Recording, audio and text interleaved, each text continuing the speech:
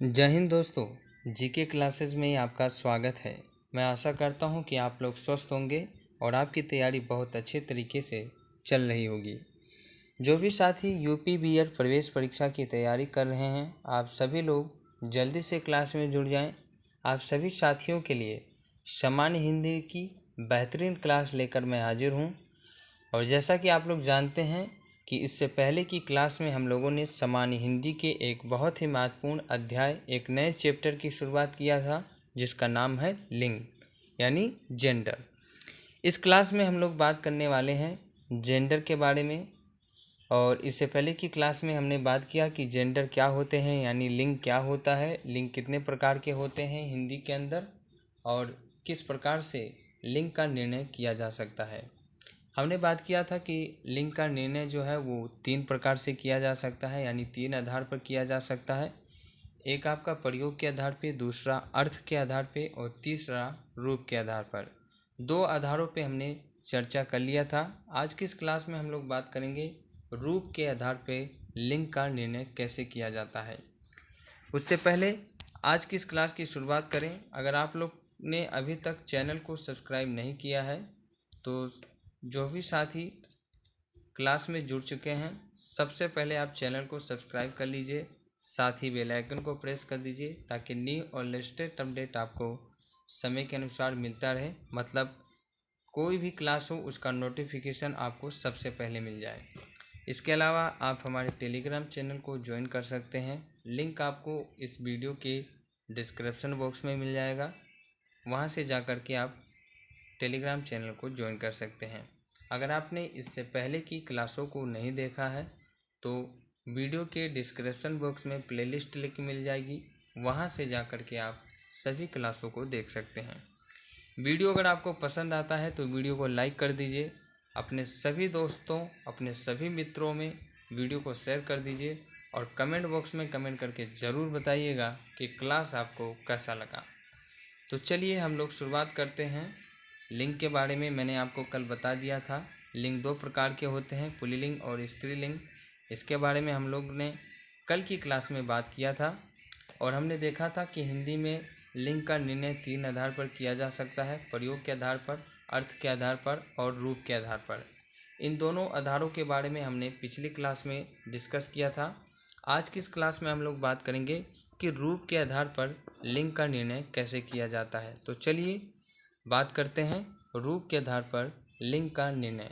सबसे पहले आप इस आधार का मतलब समझिए कि इस आधार के आधार पर लिंग का निर्णय कैसे किया जाता है। देखिए, शब्द की जो व्याकरणिक बनावट होती है, जिसके अंतर्गत हम लोग प्रत्ययों का प्रयोग करते हैं, स्वरों का प्रयोग करते हैं, स्वर की मात्राओं का प्रयोग करते हैं, तो इस आधार पर लिंग का निर्णय किया जाता है। सीधी सी बात यह है कि प्रत्ययों के आधार पर भिन्न भिन्न प्रकार के प्रत्ययों का प्रयोग होता है और लिंग जो है वो परिवर्तित होती रहती है।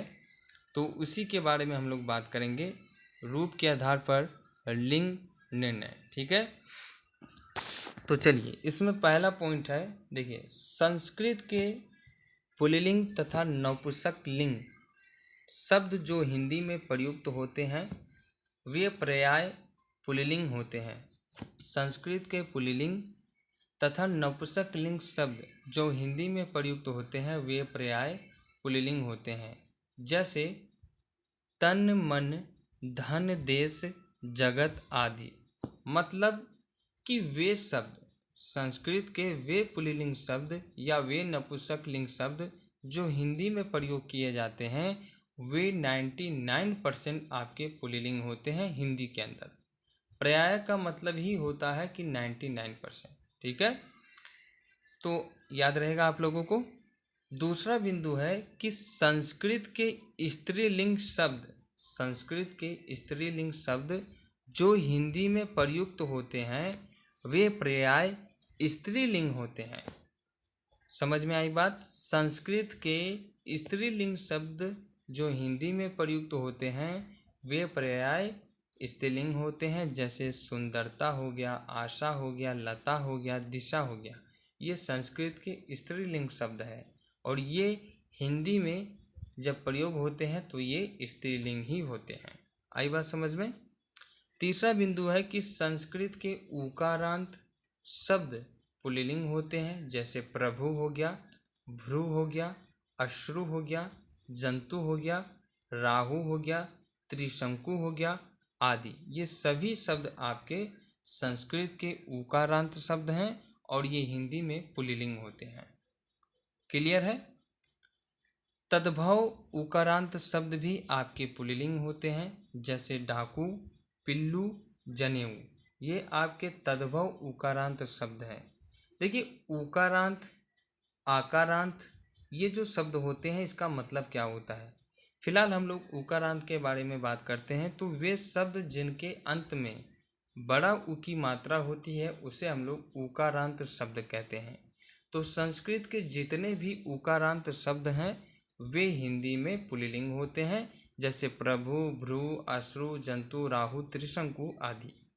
तद्भव उकारांत शब्द, जो तद्भव उकारांत शब्द होते हैं ये भी हिंदी के अंदर पुल्लिंग होते हैं, जैसे डाकू हो गया, पिल्लू हो गया, जनेऊ हो गया।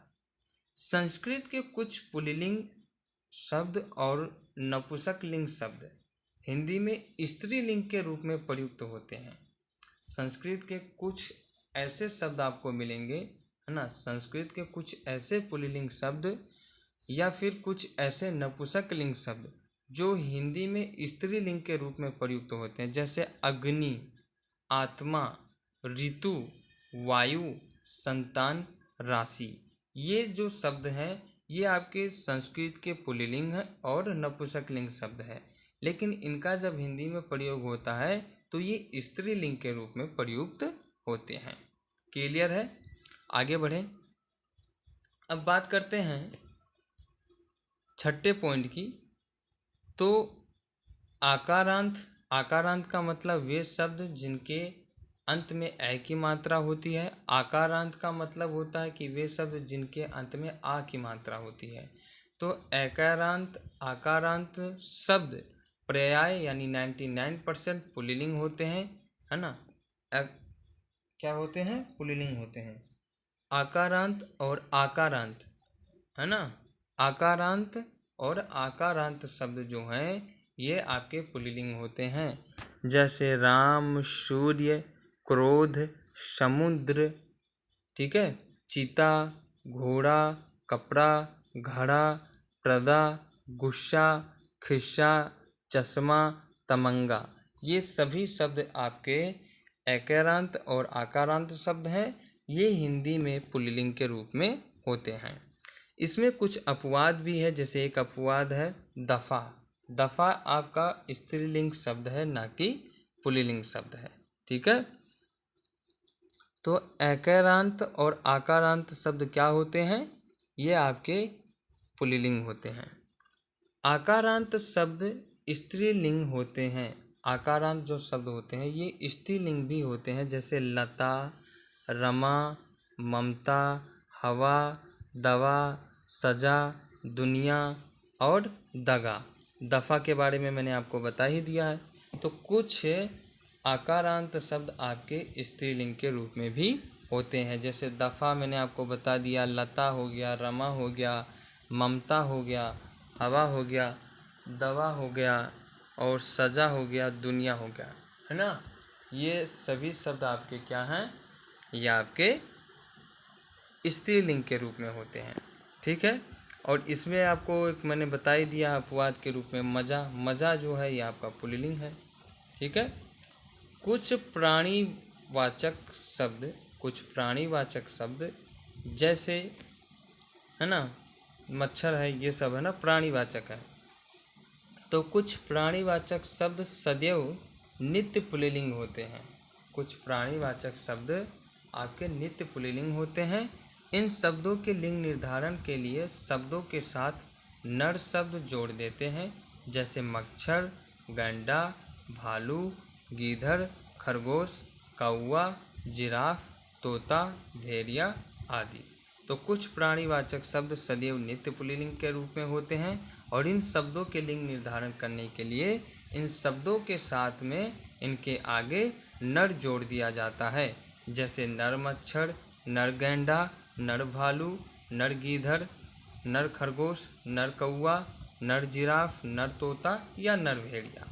तो ये आपके प्राणीवाचक शब्द हैं और इनका लिंग निर्धारण करने के लिए हम इन शब्दों के साथ नर शब्द जोड़ देते हैं। क्लियर है आपको?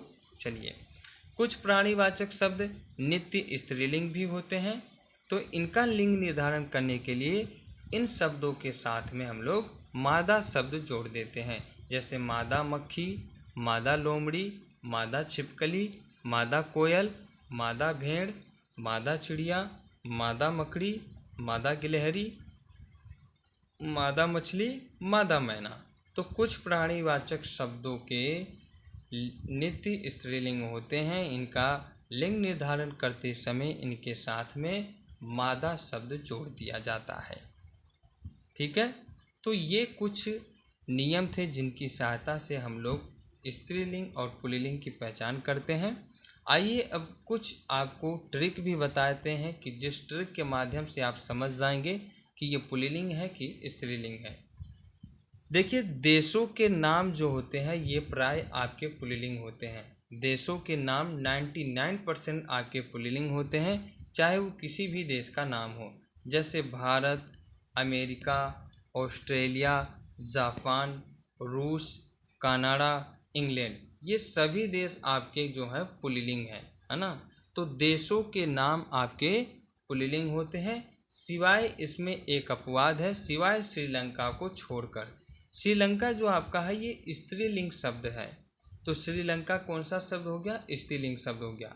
अगर आपसे पूछा जाए कि श्रीलंका में कौन सा लिंग है या श्रीलंका किस प्रकार का लिंग है, तो ये स्त्रीलिंग है, क्योंकि इसमें श्रीलंका जो है ये स्त्रीलिंग है। ठीक है, देशों के नाम आपके लगभग 99% पुल्लिंग ही होते हैं। ठीक है, इसके बाद में दूसरा जो ट्रिक है ये है दिन या वारों के नाम से आप जान सकते हैं। तो दिन या वारों के नाम भी आपके क्या होते हैं? पुल्लिंग होते हैं। जैसे सोमवार, मंगलवार, बुधवार, गुरुवार, शुक्रवार, शनिवार, रविवार। तो जो वार होते हैं, वार और जो दिन होते हैं, तो वार या दिनों के नाम जो होते हैं ये भी आपके पुल्लिंग होते हैं। क्या होते हैं? ये भी आपके पुल्लिंग होते हैं। ठीक है, अगला जो बिंदु है ये आपको बताता है कि ग्रह या नक्षत्रों के नाम, जो ग्रह होते हैं, जो नक्षत्र होते हैं, इनके भी नाम आपके क्या होते हैं? पुल्लिंग होते हैं। जैसे सूर्य, चंद्रमा, मंगल, बुध, केतु, राहु आदि। तो ग्रह या नक्षत्रों के नाम क्या होते हैं? पुल्लिंग होते हैं। सूर्य, चंद्रमा, मंगल, बुध, केतु, राहु। इसमें अपवाद आपका पृथ्वी है। पृथ्वी आपका स्त्रीलिंग है। पृथ्वी क्या है?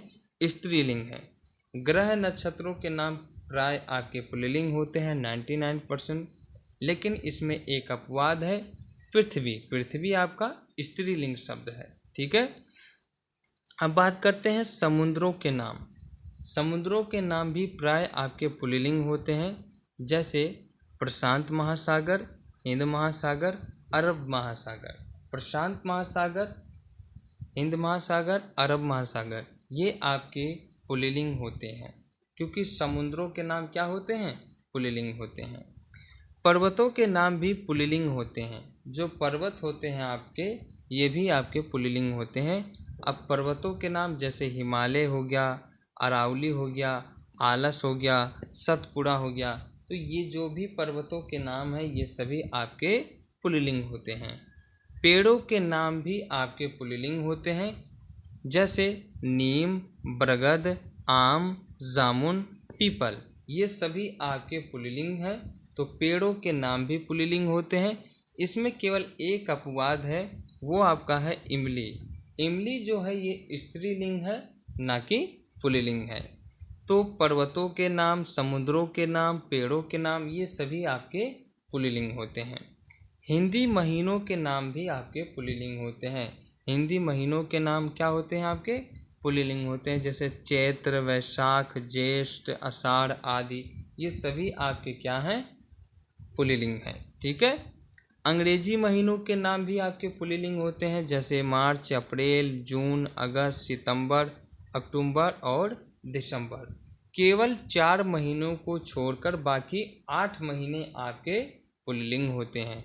जनवरी, फरवरी, मई और जुलाई ये आपका स्त्रीलिंग है।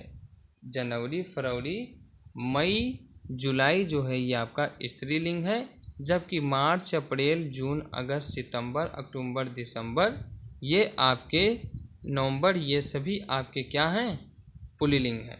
ठीक है, तो अंग्रेजी महीनों के नाम भी आपके पुल्लिंग होते हैं। अगला बिंदु है या अगला ट्रिक जो है आप समझ सकते हैं, अनाजों के नाम भी आपके पुल्लिंग होते हैं। अगर आपको अनाज के नाम मिल जाते हैं तो आप निश्चित तौर पर उसे पुल्लिंग कर दीजिएगा, क्योंकि अनाजों के नाम हमेशा ही पुल्लिंग होते हैं। जैसे चावल, गेहूँ, मक्का, चना, मूंग आदि ये आपके क्या होते हैं, अनाज के नाम है, तो ये आपके पुल्लिंग होते हैं। इसमें कुछ अपवाद है। अपवाद की बात करें तो जैसे देख लीजिए आप, मक्की हो गया, ज्वार हो गया, अरहर। मक्की, ज्वार और अरहर ये तीनों ही आपके स्त्रीलिंग शब्द हैं। ठीक है, आई बात समझ में। अगला जो ट्रिक है, फलों के नाम।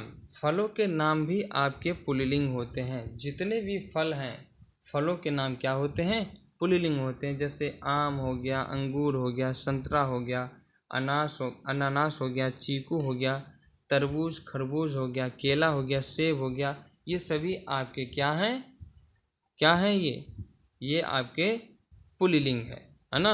आम मीठा होता है, अंगूर खट्टा होता है, संतरा है ना, अनानास, चीकू, तरबूज, खरबूज, केला, सेब, ये सब क्या होते हैं, आपके पुल्लिंग होते हैं। लेकिन इसमें एक अपवाद है। अपवाद आपका है इसमें लीची। लीची जो है ये आपकी स्त्रीलिंग होती है, ना कि पुल्लिंग होती है, क्योंकि लीची मीठी होती है ना। लीची आपका क्या है, स्त्रीलिंग है। नदियों या झीलों के नाम स्त्रीलिंग होते हैं, जैसे गंगा, यमुना, महानदी, रावी, सतलज, सरस्वती, कृष्णा, गोदावरी, चिक्का और पंचपदरा। ये सभी नाम जो है ये आपके स्त्रीलिंग होते हैं। ये सभी आपके क्या होते हैं, स्त्रीलिंग होते हैं। तो नदियों या झीलों के नाम क्या होते हैं, स्त्रीलिंग होते हैं ना। नदियों या झीलों के नाम स्त्रीलिंग होते हैं। गंगा, यमुना, महानदी, रावी, सतलज, सरस्वती, कृष्णा, गोदावरी, चिक्का, पंचभद्रा। ठीक है, लेकिन इसके साथ कुछ अपवाद भी पाए जाते हैं, जैसे गौड़, सिंध, ब्रह्मपुत्र, नद, ये सभी आपके पुल्लिंग हैं। ब्रह्मपुत्र पुल्लिंग है, सिंधु आपका पुल्लिंग है, गौड़ भी पुल्लिंग है। नद का मतलब होता है जो नदियाँ होती हैं उनके द्वारा जो तलछट बनाया जाता है, जो बहाव के द्वारा जो कटता है, उसे नद कहा जाता है। तो गौड़, सिंधु, ब्रह्मपुत्र, नद ये आपके पुल्लिंग है। बाकी नदियों या झीलों के नाम आप हमेशा याद रखिएगा कि ये स्त्रीलिंग होते हैं। ठीक है, भाषा, बोली, लिपियों के नाम भी स्त्रीलिंग होते हैं। भाषा, बोली और जो लिपियाँ होती हैं इनके नाम भी आपके स्त्रीलिंग होते हैं। जैसे हिंदी आपका एक स्त्रीलिंग है, संस्कृत स्त्रीलिंग है, पाली स्त्रीलिंग है, मेवाती, मेवाड़ी, मारवाड़ी, वज्र, देवनागरी, ब्रह्मी और गुरुमुखी, ये सभी बोलियां या भाषाएं या लिपियां जो हैं ये आपकी स्त्रीलिंग होती है। तो भाषा, बोली और लिपियों के नाम आपके क्या होते हैं, स्त्रीलिंग होते हैं। अगला है संस्कृत तिथियों के नाम। जो संस्कृत तिथियां होती हैं, जैसे प्रथमा, द्वितीया, तृतीया, चतुर्थी, पंचमी, एकादशी, पूर्णिमा, अमावस्या, ये आपके स्त्रीलिंग होते हैं। तो संस्कृत तिथियों के नाम क्या होते हैं, स्त्रीलिंग होते हैं। प्रथमा, द्वितीया, तृतीया, चतुर्थी, पंचमी, एकादशी, पूर्णिमा, अमावस्या, ये आपके क्या हैं, ये आपके संस्कृत के तिथि हैं और इनका जो है लिंग होता है स्त्रीलिंग। शरीर के अंगों के नाम प्राय आपके स्त्रीलिंग होते हैं। आँख, नाक, जीभ, भौं, ठोड़ी, गर्दन, पलकें, जांघ और उंगली, ये आपके क्या हैं, स्त्रीलिंग है। इसमें कुछ अपवाद भी पाए जाते हैं, जैसे कान, मुंह, अंगूठा, नाखून। कान, मुंह, अंगूठा और नाखून, ये चारों आपके पुल्लिंग हैं। बाकी शरीर के जितने भी अंग हैं वे सभी आपके स्त्रीलिंग हैं। रत्नों के नाम भी पुल्लिंग होते हैं। जो रत्न होते हैं इनके नाम भी पुल्लिंग होते हैं, जैसे मोती, पन्ना, हीरा, मूंगा, नीलम, पुखराज, है ना। तो रत्नों के नाम भी आपके पुल्लिंग होते हैं। रत्नों के नाम आपके क्या होते हैं? पुल्लिंग होते हैं। मोती, पन्ना, हीरा, मूंगा, नीलम, पुखराज। इसमें कुछ आपके अपवाद पाए जाते हैं। अपवाद स्वरूप आपका मणि, चुन्नी, लाडली, सीपी और चांदी, ये आपके जो है ये पुल्लिंग होते हैं। ठीक है। फिर आपके धातुओं के नाम, धातुओं के नाम भी आपके पुल्लिंग होते हैं, जैसे तांबा धातु हो गया, लोहा, सोना, सीसा, पीतल, टीन, है ना। तो ये आपका क्या होता है? धातुओं के नाम भी आपके पुल्लिंग होते हैं। लेकिन इसमें चांदी एक अपवाद है, चांदी आपका स्त्रीलिंग होता है। ठीक है। सोना चमकता है, चांदी चमकती है ना। तो ये चमकती है, वो चमकता है। ठीक है। ठीक है। तो सोना, पीतल, टीन, लोहा, तांबा, ये आपके पुल्लिंग है, चांदी आपकी स्त्रीलिंग है। अब देखिए समूहवाचक शब्द, जो समूहवाचक शब्द होते हैं ये भी आपके पुल्लिंग होते हैं। समूहवाचक शब्द जैसे मंडल हो गया, समाज हो गया, दल हो गया, समूह हो गया, वर्ग हो गया।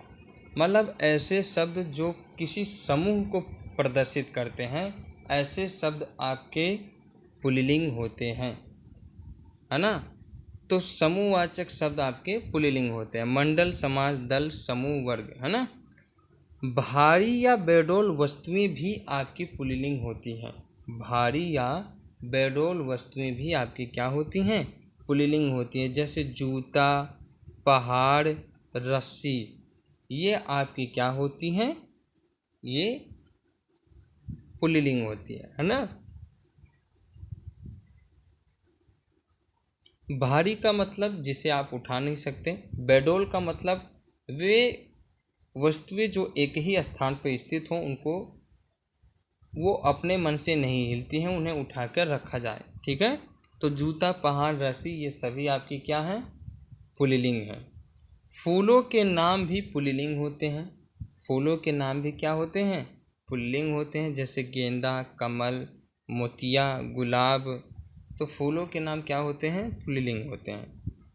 विभागों के नाम भी आपके क्या होते हैं? पुल्लिंग होते हैं। जो विभाग के नाम होते हैं ये भी पुल्लिंग होते हैं। विभाग जैसे सिंचाई विभाग हो गया, बिजली विभाग हो गया, कृषि विभाग हो गया। तो जितने भी विभागीय नाम हैं ये भी आपके पुल्लिंग होते हैं। प्राय इकारांत, उकारांत शब्द जो है ये पुल्लिंग होते हैं। इकारांत, उकारांत शब्द आपके क्या होते हैं? पुल्लिंग होते हैं। जैसे जग, जीव, मन, शरीर, संसार, कवि, मुनि, जंतु, धनु, ये आपके क्या हैं? पुल्लिंग हैं। तो इकारांत, उकारांत शब्द आपके पुल्लिंग होते हैं। ठीक है। आई बात समझ में आपको?